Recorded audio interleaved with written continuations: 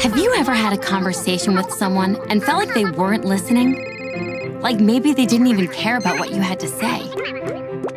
Not so long ago, life was a bit like that for women in Canada. They weren't allowed to vote. And if they spoke out and voiced their opinions, they could even be sent to jail. It was a time when women had more fear and less freedom, more rules and fewer rights. But 5 courageous Albertan women came together and changed it all. How, you might ask? Over a cup of tea. That's right, a cup of tea. But more on that in a minute. Almost 100 years ago, Emily Murphy, Irene Parlby, Nellie McClung, Louise McKinney, and Henrietta Muir Edwards were fed up with the way things were. Emily Murphy was the first female magistrate in Canada and wanted to be appointed to the Senate. But since she was a woman, she wasn't eligible. The law at the time said it was a position for persons, a word which somehow didn't include women. The women who would become known as the Famous Five set out to change that. But since women were strongly discouraged from getting together and talking about politics, the Famous Five set up what they called pink teas. The name was a great disguise. People assumed that they were just having dainty tea parties, but in reality, they were planning their strategy to move forward gender equality in Canada. All the planning and work that occurred during the pink teas led to the Famous Five's first petition to the Supreme Court of Canada. It was not to be that easy. Their petition was rejected. But they weren't giving up.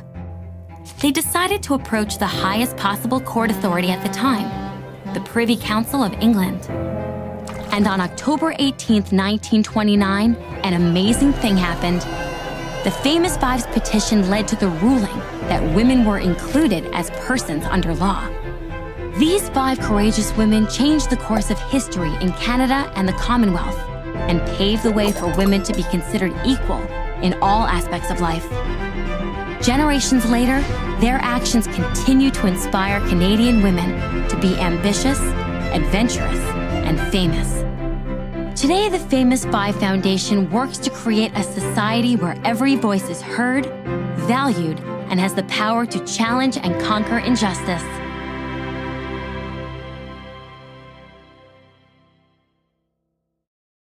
Hello, hello, and welcome to another virtual pink tea. Bienvenue toutes. I love Famous Five Fridays because we meet incredible trailblazers, leaders who give us the encouragement to be ourselves and to really stretch to meet our potential. They give us the courage to accept one another, to love one another, and to evolve.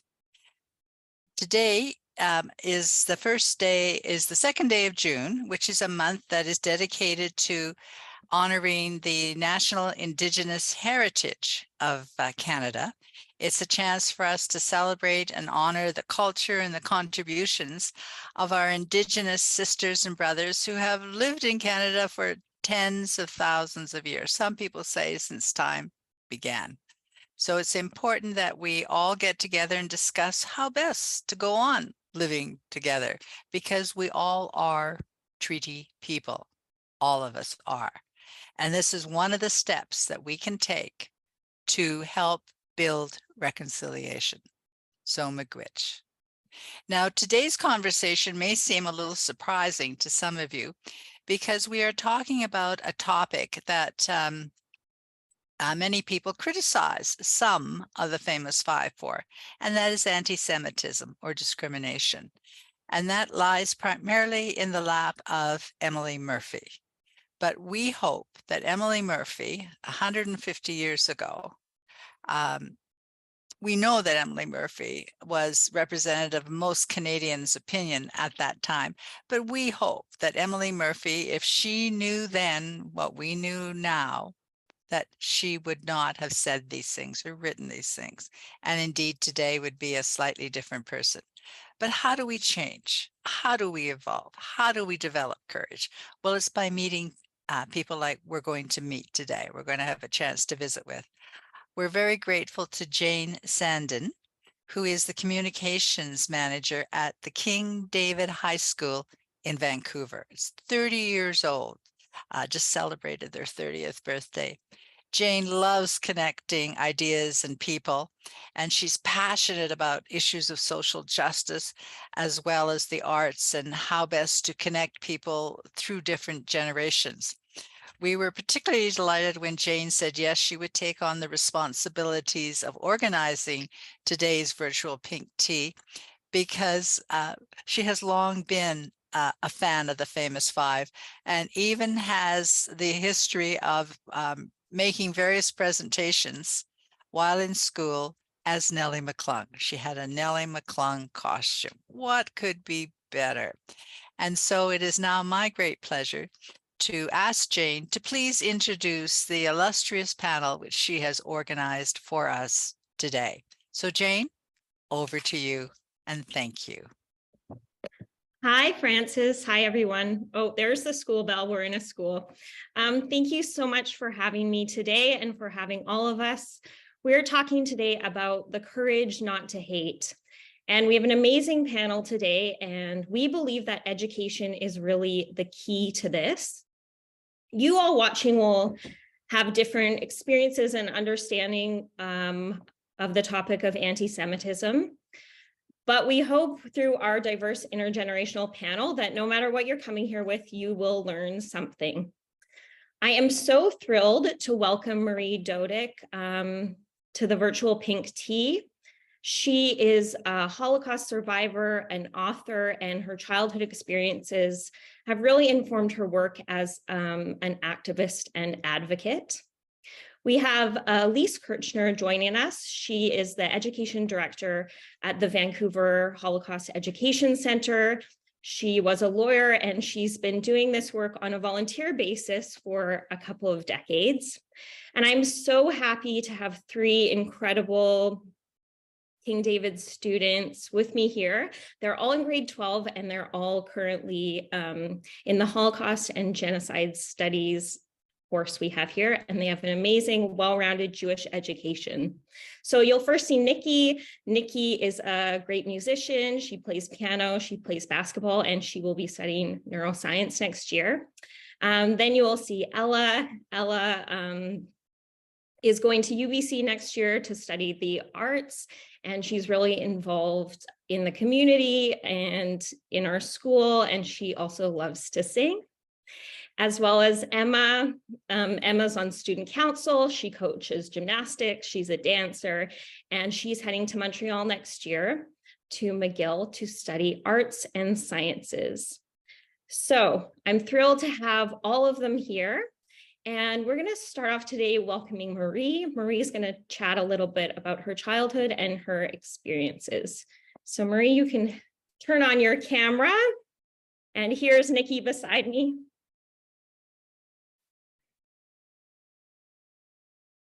Good morning. Good morning. All right, Nikki, I'll turn it over to you. Hello. So I read in your memoir that you share that until the age of 5, you lived with your family in Belgium. After this, the war broke out and your family split up to go into hiding. And you lived this life for 5 years. Can you share a little bit about what your life was like during this time? My earliest memories is having a big family. I'm the youngest of 11. 7 of us were living at home. My mother was a widow, which of course I didn't know. I did know my father. He died when I was around 3 years old. I don't remember him at all because he did a lot of traveling, apparently, from what my family has told me. Happy because I was surrounded by family and being the youngest, a little spoiled. Fear didn't come in until 1939, 1940, when the German army moved into Europe, and then things in our home changed. And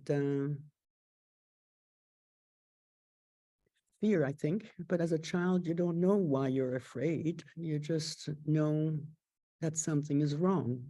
And so the whole scenario of living at home is really now more of a blur, but I know that I was happy and when I was home with my brother and my brothers and sister. And then when the war broke out, Marie, what happened to you? What situation were you in? My mother made a mistake of listening to propaganda on the radio that said all Jewish families were to go to the police station and register all their family, grandparents, parents, children, cousins, nieces. My mother listened since, like I said, she was a widow and she thought she could be protecting us. She didn't, because the police station turned out to be the Gestapo station. And lucky for us, my oldest sister, Sarah, was working at the police station at that time. And she, as it turned out, was in the French resistance with my brother, Jean, and one of my older brothers. And she reported to the French resistance. And so we were all separated and moved to different places to go into hiding. And what was that like? What did your hiding experience look like? Well, when I left home, my brother Jean gave me information. He gave me orders like, don't cry, don't ask questions, don't rock the boat, don't make trouble, don't give your last name. And he told me to go to the bedroom and put on the clothes that Maman had left on the bed. And I wore it like layers, like we do today, because they couldn't pack a suitcase because the neighbors would know that we were leaving. And so I became a child of silence. I went to live with strangers, some that were paid by my family. I hid everywhere around Europe, and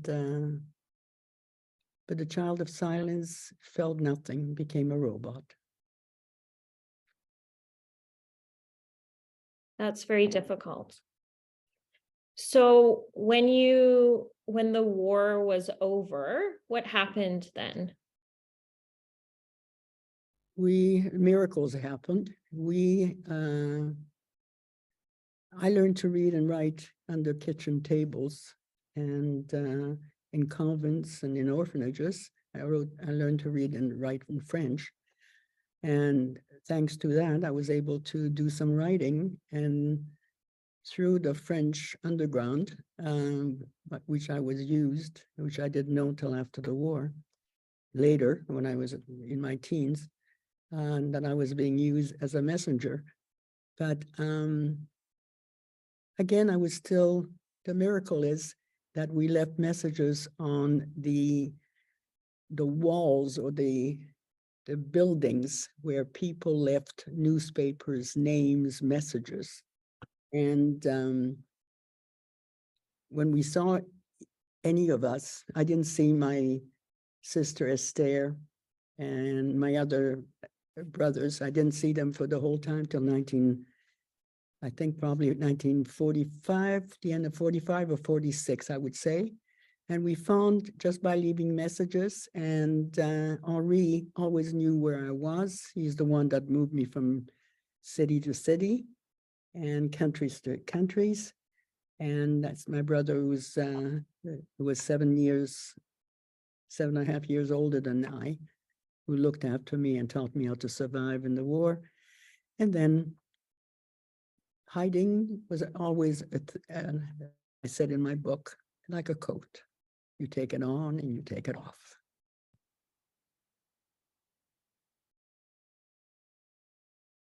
So you were eventually, after all that time alone being shuffled around strangers, you were reunited with some of your siblings, although you can also maybe share what happened to other members of your family.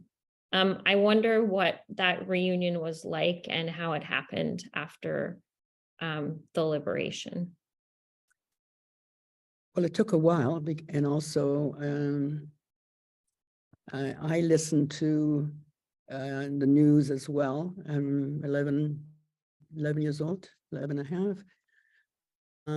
That if I'm any survivor or child that wanted to leave the country, you could go to City Hall and ask for a passport.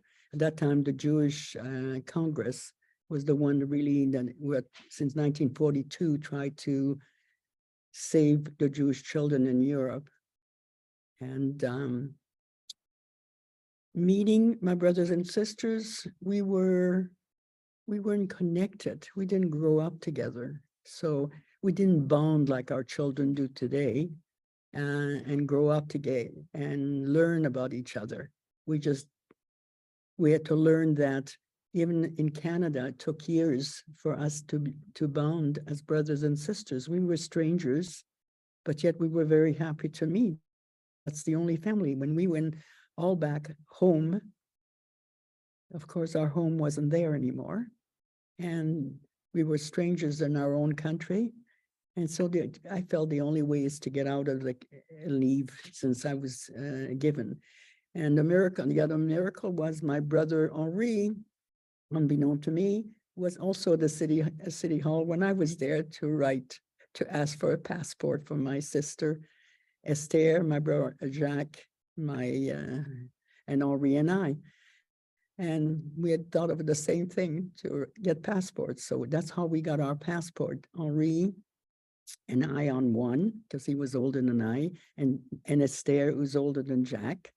We got 2 passports to come to a country.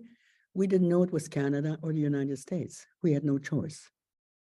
Canada only took in 1,123 children into Canada. United States only took 2,000 in 1947. The reunion, it's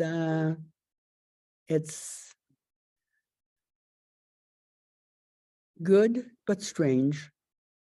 We didn't talk to each other about our past. We never spoke of our past. We never told them of our history. This book took me 40 years of being pushed to write this book. I am a volunteer. I'm also one of the founders of the Holocaust Educational Center, because I felt, as you said, Jane, education is very important. We try to do the best we can to teach the world, but it seems anti-hate is here again. So as the few of us survivors, we are trying to now are pushed to write our stories. And that is why I wrote my book that Azrieli Foundation published, which I'm very grateful, and goes free to all students where I go to speak. They get free books to read. And I think our students, I don't know if they've read it yet, or I haven't asked, but I'm sure they have. They get free books. And it's my aim that my book will show that I am not a hoax. I am a survivor. I'm a child survivor. I lived through the streets. I survived on the streets. I survived with strangers, never made friends, never went to school until I came to Canada. There was no ESL classes as well in Canada at the time. We survivors are the one that started the ESL, English Second Language. And we've done a lot of first, our Holocaust Center in Vancouver, where a great museum, only a little place, but we do great teaching, and we are teaching teachers how to teach. And that is the most important thing, that we have learned to do this. And like I said, there's only a few of us survivors left. We just lost 6 survivors lately. And but it's that we have 31 survivors, camp survivors, and child survivors in our old folks' home here, in our Louis Breyer home, which is an amazing thing. 32 as of last week. Absolutely. Thank you for asking Education, me this question. education is so important, and we're going to talk a little bit about that later. I was wondering what happened to your mother during that time.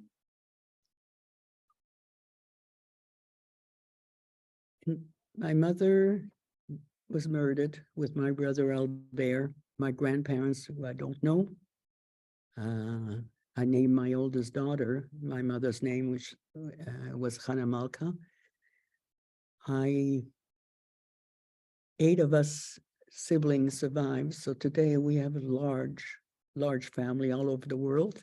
Rio de Janeiro, in Brussels, in Switzerland, and all over. Here in Vancouver, where we started with 4. We have about 60 to 100 here in Canada, so which is very nice. We weren't all killed, but my mother and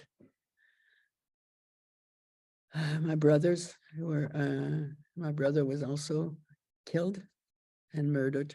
I went to the March of the Living, which is a group where children are invited to march the 3 kilometers where the death march in Poland, and which I walked. And that's where my parents and grandparents and great-grandparents and great-grandparents come from. But of course, there's not that much history left. So that's why I created a history here in Vancouver for my children. Thank you, and we appreciate that a lot. A question I had for you was, at least when I look at the Holocaust, something that really hits me is that my perception of what humans are capable of is really scary. So I was wondering how your perception of humans and society has changed since your experiences in the Holocaust. Very good question. Thank I you. don't think it has changed. I've accepted.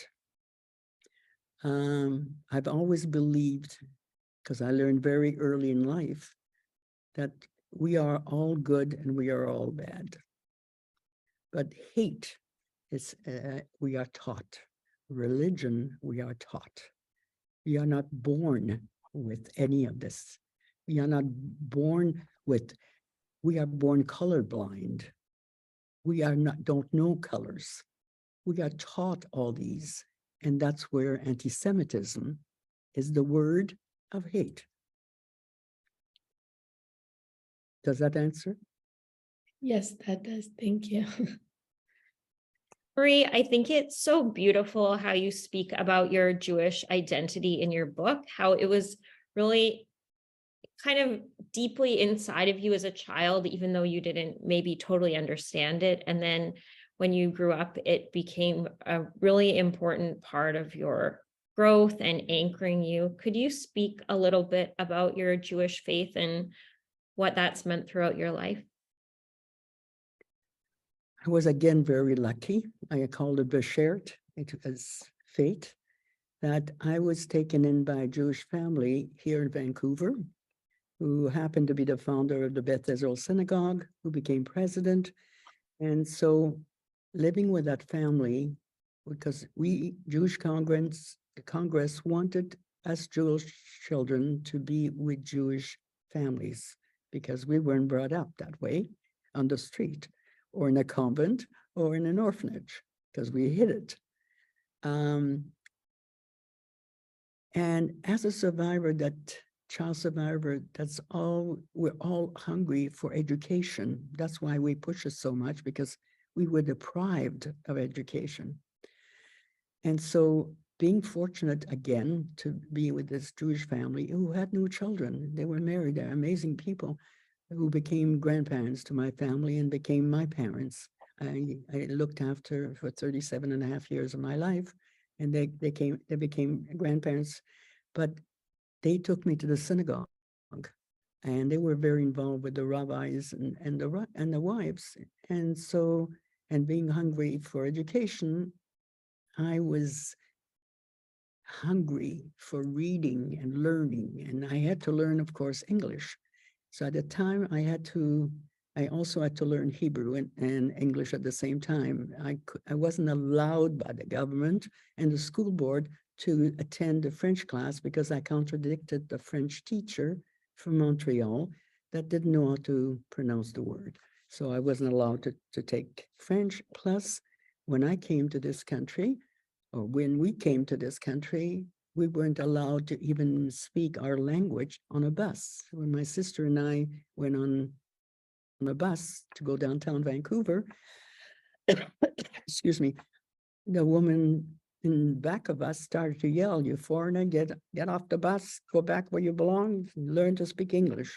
So it was compulsory for us to learn and to get, and I, for one, had to, and my brother Jack, were very fortunate to get over and trying to get over our French accent.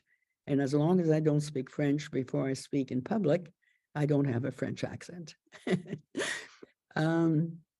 So like I said, I learned Shabbat, which I remembered at my mother's house when she lit the candles. I remember that as a child. And so it was a continuation of picking up where my 4-year-old age went into adulthood. But I was a child in the body, but a grown-up mind, because just I saw too many things that no child should ever see. And that is why the education is so important, that I don't want it to happen to children, grandchildren, and now great-grandmother, which I am, of 6 beautiful children. And so it just fit. I never thought about not being Jewish. I went to synagogue. I joined a choir. I sang on the radio. I went, like I said, I took Hebrew and English. I took Hebrew in 6 weeks and graduated with my class. At 15, girls didn't have bat mitzvah in those days. We had confirmations. And I was able to catch up because I was very fortunate, because our rabbi at that time, Rabbi Kogan, and his wife Dina, and after school, public school, which I went to different school in grades because they didn't know where to put me. And they taught me how to pray and how to read Hebrew. And so I learned Hebrew and English. English is still a learned language for me. I find it not as difficult as it was before, but it is. It's a funny language. I do think in English, but when I speak French or German or whatever languages, I switch over with automatically, depending on the person I last spoke with. I can speak their language. I am a Jewish mother, yes, a very strong Jewish mother. My children have followed it. We have Shabbat, and they go to the synagogue. My grandchildren sing, 3-year-olds singing it on Friday night, the songs. It's a pleasure to hear, and trying to protect them by speaking out. That is very amazing to hear. I also love sharing those experiences with my grandparents. I was wondering, although you said that you never even questioned not being Jewish or not following Judaism, how did your belief in God possibly change after the Holocaust? Did it make you question him a lot, God a lot more, or what was that like for you? It's funny, it's a good question. I have never thought about God in those days. What did I know about God? Remember, I said before, you have to be taught. And so God came into my life as I learned to be Jewish, as I learned to be who I was who I am and will always be. Proud who I am. Hitler didn't win. We survived. And the world should accept who we are. Look what we're doing. We keep on asking for peace. We keep on teaching you to not hate. We keep teaching you to learn, to understand, to look at another person of a different faith and understand who they are. Go to their church. Learn why they pray. Why is their God different than our God? No, there's only one God, it's mine. Thank you so much, Marie. We're going to talk a little bit about anti-Semitism in a minute with Lise and Ella and Emma. I imagine that it was very difficult moving to Canada and having been through the Holocaust and experiencing residual anti-Semitism that existed. How did you deal with that? By fighting anti-Semitism. That's why the 5 families that started the Holocaust Educational Center, we felt, thanks to Dr. Rob Krell, who is a survivor, a child survivor.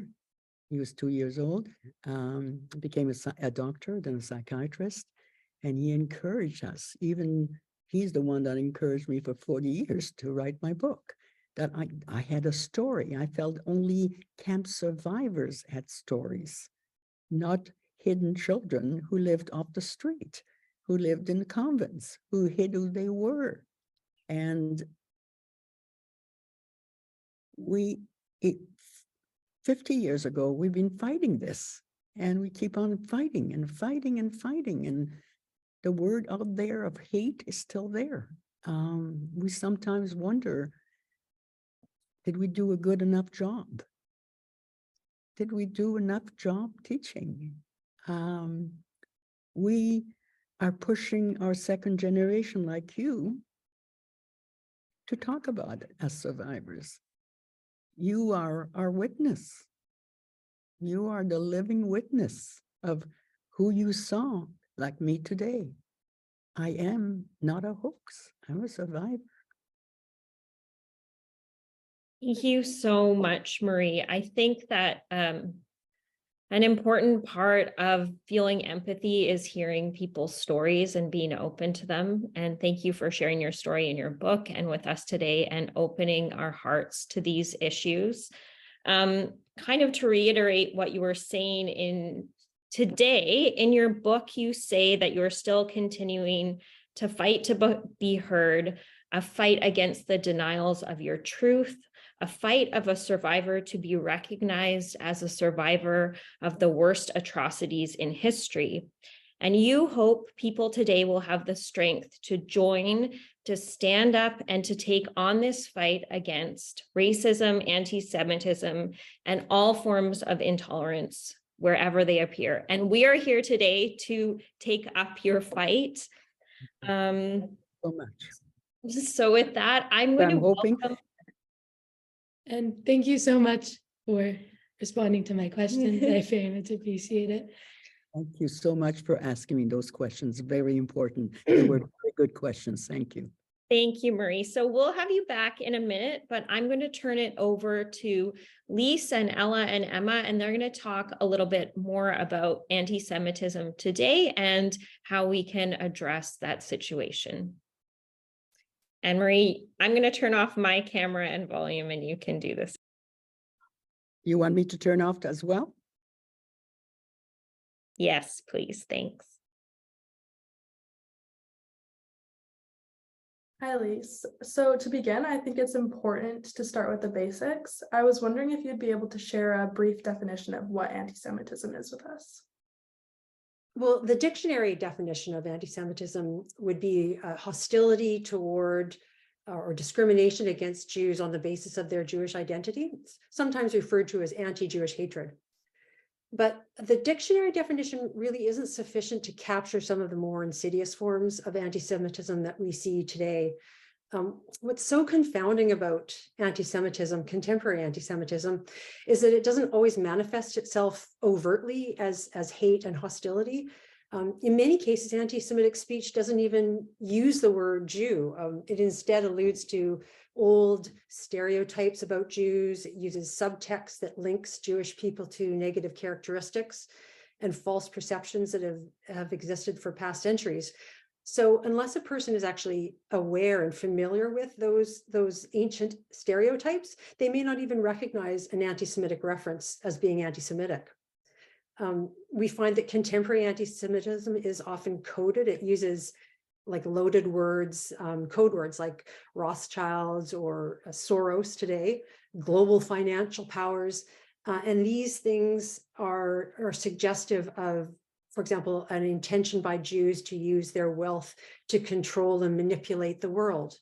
The coded references to an uneducated audience would seem innocuous on their face, but they actually invoke these centuries of anti-Jewish hatred. So getting back to that definition, one of the things that's gone on in the last decade is that at the international level is an effort by communities to come together to develop a very comprehensive and contemporary definition of anti-Semitism that can get at these subtle and implicit forms of hatred. So the International Holocaust Remembrance Alliance, or IRA, it's an intergovernmental organization made up of 35 countries around the world, which includes the UK, the US, and Canada, among many others. And IRA developed this working definition of anti-Semitism. It's not legally binding. It's an educational tool, sort of an advisory definition to assist governments and law enforcement agencies to identify anti-Semitism, even when it might be couched in implicit language and euphemisms. So the IRA definition states that anti-Semitism is a certain perception of Jews which may be expressed as hatred toward Jews. And then it goes on to list 11 contemporary anti-Semitic tropes that sort of are more illustrative of contemporary anti-Semitism.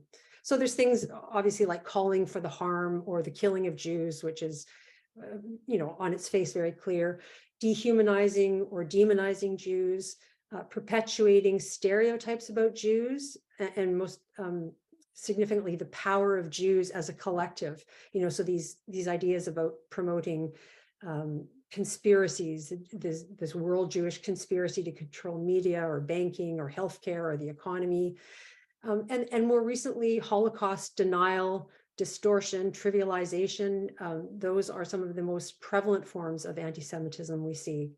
And then accusing Jews of having compromised loyalties, like a dual loyalty, a loyalty to Israel that overtakes their loyalty to Canada, and then demonizing and delegitimizing Israel, applying double standards to the state of Israel that we don't apply to other countries in the world.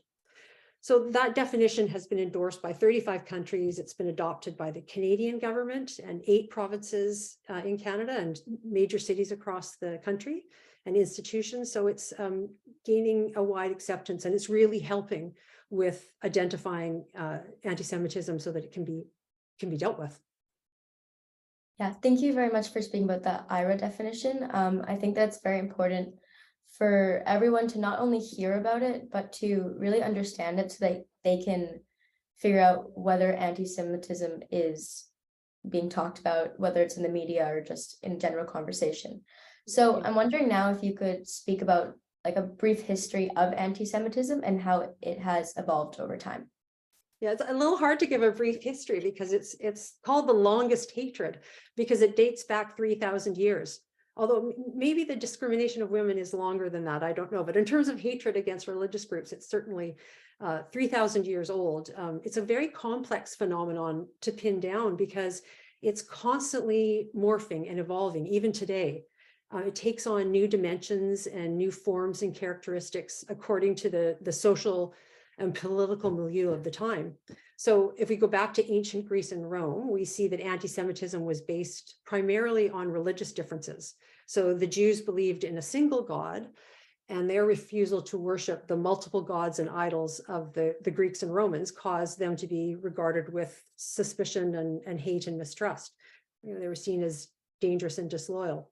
But then as we move into the early Christian era, when Christianity became dominant in Europe, religious anti-Semitism also evolved. It became focused on this false allegation that Jews were to blame for the death of Jesus Christ, and thereby for destroying what was most sacred to humanity. And that's where we see this idea of Jews hating humanity and conspiring to destroy humanity. That's where that first evolved. And so the charge of Jews as Christ killers spawned accusations about the blood libel, as we call it, so that allegations that the Jews used the blood of Christian children in religious rituals or poisoned the wells of Christians during the plague, and they were responsible for the spread of the Black Death, or that Jews were the offspring of Satan. These things were ubiquitous, these myths, and they lasted right up until the 1960s, when the Catholic Church finally denounced those beliefs. And then finally, in the second half of the 19th century, we saw the emergence of a new kind of anti-Semitism that was based on these pseudo-scientific theories about race and heredity, eugenics, social Darwinism. And this was a race-based or a racial anti-Semitism that gained wide acceptance at the turn of the century. So racial anti-Semitism basically accused or asserted that Jews weren't just a religious group, but they actually were a separate race that were distinguished by genetically inherited and immutable characteristics. So they were inherently bad and evil and criminal and dishonest. And so people that propagated this religious anti-Semitism asserted that Jews couldn't overcome these traits, that it was something inherent in their blood, Jewish blood, and they were dangerous because of that and a threat.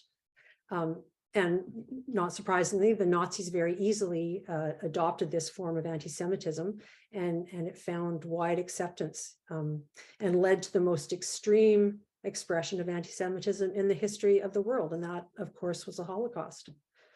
And you would think that would have ended anti-Semitism, but we've seen in this century yet another form of anti-Semitism emerge.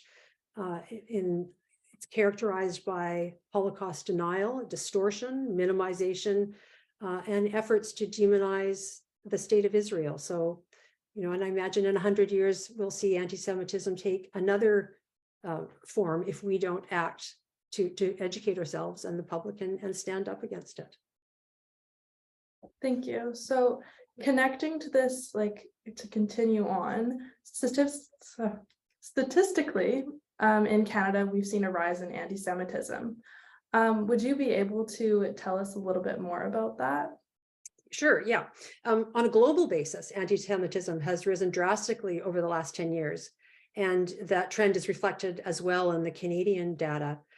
So from 2012 to 2022, the rate of incidents recorded by Stats Canada has more than doubled. So anti-Semitism is definitely on the rise here. Last year, Statistics Canada reported that crimes against religious groups had increased, and that Jewish Canadians were among the most targeted. They were the most targeted religious group, twice as many as any other religious group in Canada. So it's quite disproportionate to the Jewish population, the percentage of the Jewish population in Canada. And according to Stats Canada, anti-Semitic incidents here hit a record level in 2021. So that coincided with the pandemic. And during that time, we saw Jews being blamed for COVID. We saw Nazi flags being displayed at the truck convoy and yellow stars being worn at vaccine protests, and comparisons being made between the Holocaust and Canadian health regulations. So the level of anti-Semitic incidents has continued through 2022. And, you see vandalism against synagogues and schools and cemeteries, and personal harassment of Jews. And then in the last year, 2022, violent crimes count came down very slightly. But what's interesting is that we're seeing anti-Semitism move increasingly online. And so in 2022, 75% of anti-Semitic incidents occurred online. And that's very disturbing because it's hard to detect, it's hard to regulate, And it just is so easily spread to a wide audience. It's difficult to challenge because the perpetrators of online hate remain hidden behind their screens, and there's no forum or mechanism for open debate. So that's a platform that we really need to consider how we're going to deal with in the future. It's becoming an increasing problem. Yeah, I agree definitely. I think as Jewish teenagers, we spend a lot of our time dealing with these issues firsthand and figuring out how to combat them in school as well as just with our friends. So I'm wondering, what are some actionable ways for people to combat anti-Semitism, no matter their religious backgrounds or ages? Well, I think it's important for everybody to understand that anti-Semitism affects everyone in Canadian society. It's correlated with intolerance generally. So it spreads like a virus. You know, it's not just Jews that are going to be harmed by this. It becomes a virus, and it eats away at the fabric of the just and tolerant, diverse society that we treasure here in Canada. So I would advise, as Marie has done, to take education seriously, and also take individual responsibility to speak up and call out anti-Semitic remarks or stereotypes or incidents when we encounter them online or in person. And that means that we have to educate ourselves about the forms that of stereotype in the past. We need education about anti-Semitism. And I think since we're here at the Pink Tea, we probably ought to look to inspiration to Nellie McClung, who herself spoke out and called out anti-Semitism. So in May 1939, just weeks before the Canadian government turned away the MS St. Louis, it was the ship that was carrying 900 Jewish refugees who were fleeing Nazi Germany and Austria and seeking refuge in North America. Nellie McClung wrote an article in the Victoria Times imploring the Canadian public and the Canadian government to accept these Jewish refugees. And she wrote that, I'll quote her, refugees have enriched many countries. They would enrich us. Whether they enrich us or not materially is one thing is certain. If we refuse them, we will be impoverished in our hearts. And of course, Canada did refuse them. And so I think we need to learn about that history, our Canadian history. We need to learn about the Holocaust, and we need to teach our young people about that so that we can recognize and combat anti-Semitism. I completely agree with you. I think often another issue is people don't always see what anti-Semitism may be because it's not always in like physical acts such as like protesting with Nazi flags or like with the vaccination example you gave of wearing the Star of David. So I was wondering if you could share some examples with us that of anti-Semitism that we might not initially see as prejudice or hate. Well, I think the denial of the Holocaust is probably the most pressing one at this point. And I think just the lack of awareness that we have about that. There was a study in 2018 by the Israeli Foundation that found there were huge gaps in the knowledge and the awareness of basic facts about the Holocaust. It revealed that 62% of millennials didn't know that 6 million Jews were killed in the Holocaust. And half of millennials couldn't name a single concentration camp. And that 30% of Canadian citizens thought that we in Canada had this open policy of any Jewish refugee being able to enter Canada. So I think this ignorance is maybe surprising to Canadians, some Canadians, but it's a real, I think it's a significant problem. And so it really allows conspiracy theories to thrive on a population's lack of education. So people get drawn to these really simple, satisfying answers to complex social questions. And so we need our education to give students a grounding in that. And there's no province in Canada except for Ontario that has a mandatory curriculum on the Holocaust. So I think that's an important thing. All right. Well, thank you very much for your time, Lise. We really appreciate you answering our questions, and I think we both learned a lot from you today. Thank you. Thank you for your leadership. And thank you, all three of you, Ella, Emma, and Lise. And Marie, we're going to welcome you back right now. So if you want to turn on your, yes, camera and microphone. All right. I'm back. Wonderful. Thank you, girls. This is very good. Thanks, Lise.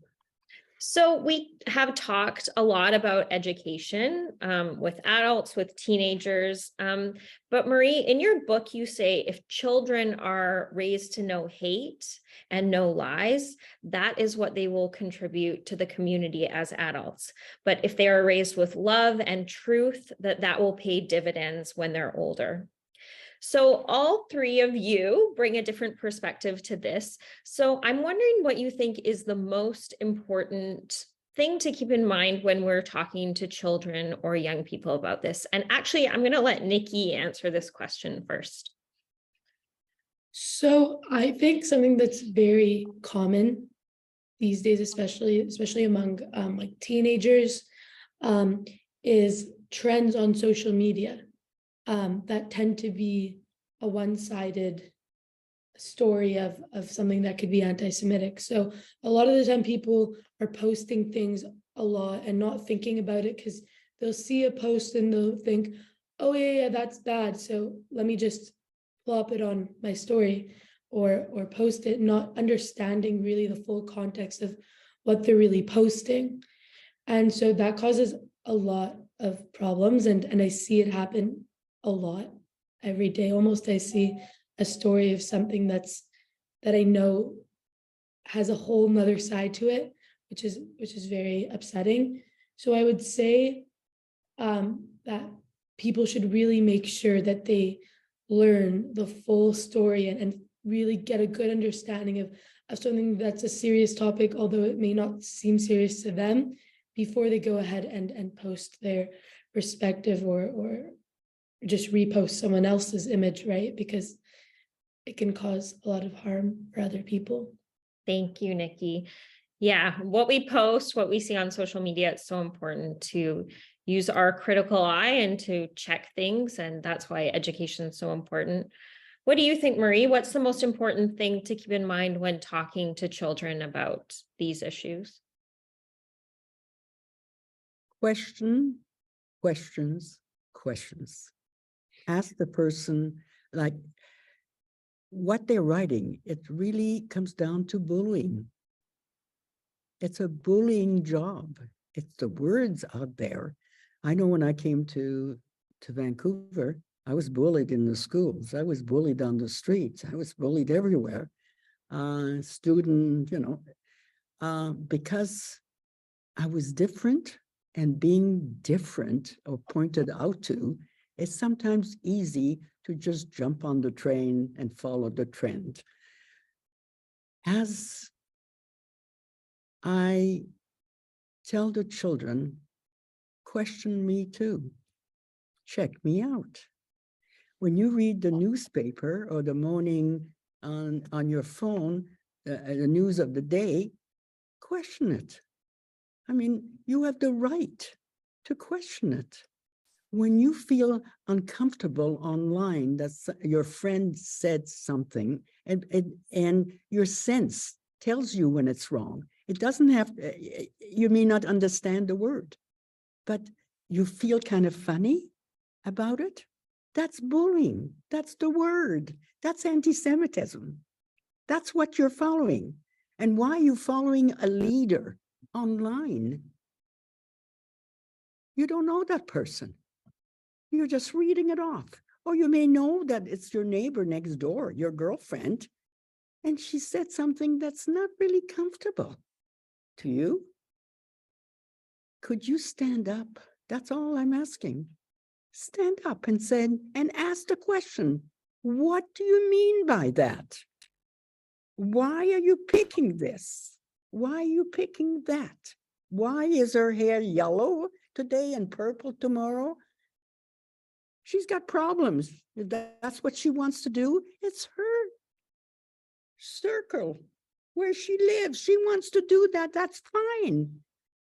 But you can ask her and say, why did you do your hair purple this morning or red? I'm using that as an example, a small example, because I don't want to use large words. But it's asking the question, why do you hate Jewish people? Do you know anybody that's Jewish? Most of them will say, oh, my best friend is Jewish. Really? when did they become such good friends? Yeah.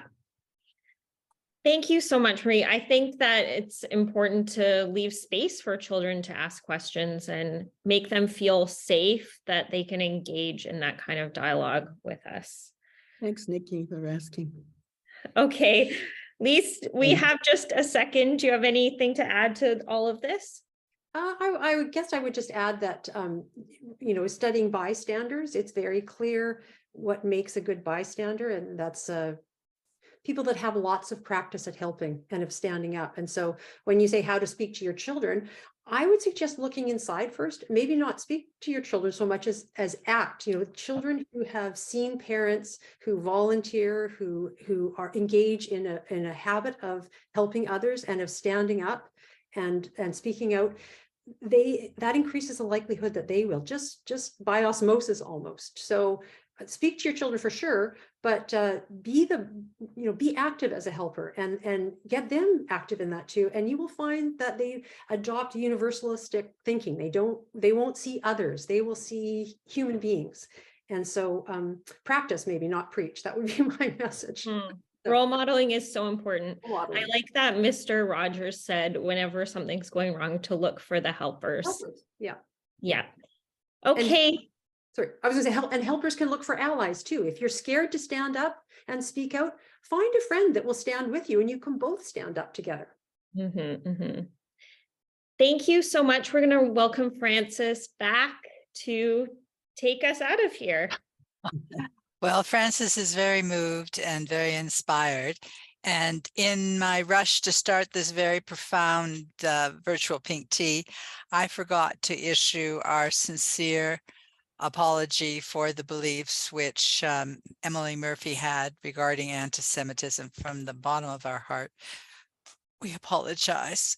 And it's shocking that indeed anti-Semitism and racism have increased as we have increased in our knowledge and our travel and our experiences. But it's incumbent upon each and every one of us to play a role, which Marie and Lise have explained for us, or indeed exemplified as Marie has done. And so now it is my pleasure, my honor, to say thank you to these amazing leaders. And I'm so hoping you might have a cup of tea or a glass of water so that we might properly toast. And my first toast, if you would lower your cups, has to go to a very inspiring person who is obviously very moved me when I think about what her childhood was and the skills that she learned and the awful things that the skills that she learned in order to survive, simply survive. But Marie, what an inspiration you are. And I'm so grateful. We are so grateful that you came today and you go to other schools and to other organizations and talk about your history so that we can end anti-Semitism and other types of discrimination. And so I ask everyone to raise their teacup, their glass, with a profound toast of gratitude, appreciation to Marie Doduck, to Marie. Marie. Thank you for inviting me, Frances. These students of King David, so proud to see you and asking questions. They were profound questions. Lise, your educational purpose is always. Jane, organizing all this. Frances, you organizing all this as well. Please pleasure. Thank 5 for inviting me, and please keep on educating. Thank you. And I'm going to ask our my visual colleagues to please put up the slide of Marie's book.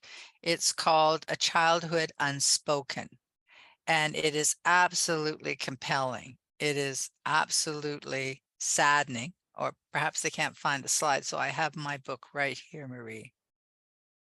It was sad, it was thrilling, it was inspiring, and it was encouraging. And the fact, there we are. And the fact that you have the courage not to hate, Marie, fantastic, fantastic. And I'm so glad we had you on today so that this exchange would be recorded and we can send it out to everybody who registered for the virtual pink tea, and of course post it to our website. So Marie, thank you very much. Thank And you. Lise, it's very important we take action, and you gave us such fantastic facts, and also again the knowledge about how to speak out, yes, to be the role model. And so I would like us to raise a toast to Lise for the work that she is doing. To Lise, thank you. And then Lise, I hope that one day soon you'll be out of a job in terms of fighting anti-Semitism. But until that day, keep doing what you're doing, because you are making a difference. And what a difference Jane and the students from the King David High School made today. To Nikki, to Ella and Emma for contributing your questions, and for Jane to drawing the script together and enabling the students to participate, to hear Marie's incredible story, and to meet Lise and know how to take action. And so to Jane, to Nikki, to Ella, and to Emma, thank you very, very much. Now I'm going to ask these wonderful program participants to once again mute their audio and stop their video while I bring you a little Famous Five news, but they will be back in just a moment. But I want them to relax because it's been a very intense but important discussion. And as was mentioned earlier, Alberta just had a provincial election, and we hold the distinction of having the two party leaders both being female and both being former premiers. And our congratulations go to Danielle Smith, who is now the new premier of Alberta. I would say that when we looked at the participation of women, the ND party led by Rachel Notley had almost 50% of their candidates were female. We have 87 ridings in Calgary area in Alberta, so that 44 of their candidates were men and 43 were female. For the United Conservative Party, 20% of the 87 candidates were women. So there's work to be done there. But one of the bright lights that have come from this election is Alberta finally elected our first Black female MLA. We are thrilled that Rhiannon Hoyle is going to be representing Edmonton South for the NDs and breaking the stereotype. They're breaking the record of 200 years of Black people being in Alberta, but not having a Black woman in our legislature. So progress is being made, perhaps not as fast as some of us would like, but it is happening because people are speaking out, are standing up. So quickly, the Famous Five maquette has been in the Ontario legislature for the last couple of months, and we're grateful for the hundreds of school children who have come by, and to the speaker, Ted Arnott, who has enabled the Famous Five maquette, as we are now seeing, to be at the Ontario legislature. But now it's moving to Summerside PEI, and it will be at the Lafergie Cultural Center in Summerside. So if you're anywhere in the Maritimes over the next 3 months, please come to Summerside. If you're in the Calgary area, please come to Heritage Park, because every Sunday we are now going to have tea on the veranda, and it's in the Famous Five Center of Canadian Women in Heritage Park. This is a replica of Nellie's house, and every Sunday there are 5 sittings, very graciously, very charming tea on the veranda. So if you're in the Calgary area, please come to Heritage Park, or come to our in-person pink tea on October the 15th at the Palliser Hotel in the Crystal Ballroom, one of only 4 times the Famous Five were all together. So that'll be a wonderful gathering as well. Our next virtual pink tea will be on September the 15th, Friday, September the 15th. And that will be regarding the discussion of cyberbullying. As Marie mentioned and Lise mentioned, there is predominance of bullying going on. So please join us on September 15th, and we still have our Seasons Pass ready for the next 3 events on September the 15th, on October the 13th, and November the 3rd. So now I would like our program participants to return. So would everybody please turn their video back on and their audio back on, because as we've spoken about today and at other times, it is up to each and every one of us. The famous 5 are dead, and other women that have broken through have now left us. We still have phenomenal examples like Marie with us, for whom we're very, very grateful. But it's up to each and every one of us to be a leader. So I would like us to say a toast that says, to me, I'm a leader too. But first, I'd like you to put your shoulders back, take a deep breath in and out, because you are now assuming responsibility as a leader, and in a strong, clear voice to say, to me, I'm a leader too. So if your teacup or your toast yourself, I'm going to count down from 5, and then it's up to you. It's up to us. 5, 4, 3, 2, 1. To me, I'm a leader too. Leader too. can we try it one more time? 5, 4, 3, 2, 1. To me, I'm a leader too. Leader too. Fast learners. And remember, the spirit of the famous 5 is within you. Thank you so much, program participants today. Marie, Lise, Jane, the girls, Nikki, Ella, and Emma, you were outstanding. And we look forward to being with you again in the fall, or maybe at the tea on the veranda in Calgary. So be brave, have courage. You've met a remarkable international human rights leader today in Marie. Thank you all very much. Merci. Thank you. Miigwech. Thank you. Ready? Thank you. Bye-bye. Emily Murphy, Henrietta Muir Edwards, Louise McKinney, Irene Harleby, and Nellie McClung carved a place in the history of Canada's nation. The famous 5 changed the face of our land. They were born in a time that seemed so benign, when ladies were seen but not heard, fair of face and in their place, when meekness was mostly preferred. The 5 looked around, and everywhere they found the world revolved around men. They said we must fight what is not right, no matter who we may offend. 5 women united, and united we're strong. 5 women said, now we've begun. They rallied the nation for all generations, and fought till the battle was won.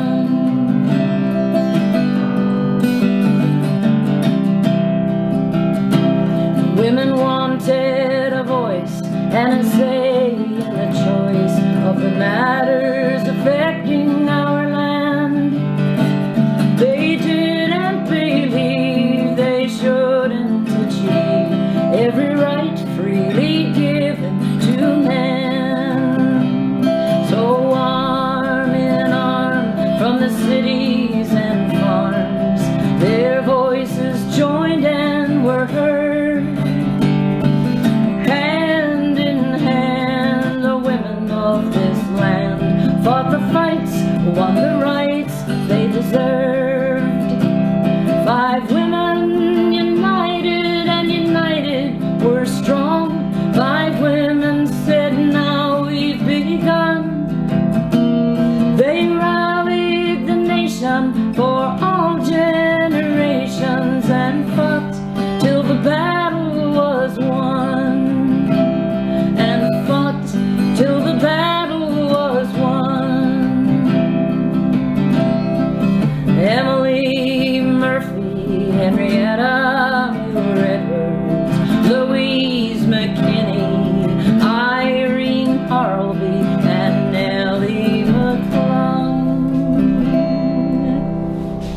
heroes of mine, the famous five.